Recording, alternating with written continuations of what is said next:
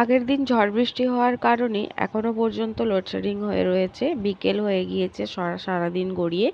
আর ফ্রিজের মধ্যে অনেক সমস্ত জিনিস রয়েছে, তার মধ্যে 2 লিটার দুধও ছিল।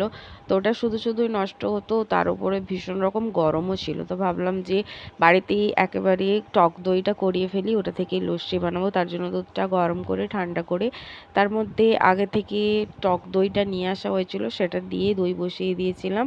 আর দইটা খুব সুন্দর একেবারে ভালোভাবে বসে গিয়েছিল। পরের দিন সকালবেলা এখানে একটা পাকা আম নিয়ে নিচ্ছি, ভাবছি যে ম্যাঙ্গো লস্যি বানাবো, কারণ লোডশেডিংয়ের কারণে ভীষণ রকমের গরম রয়েছে। তো এখানে লস্যি বানাতে বসে পড়েছি।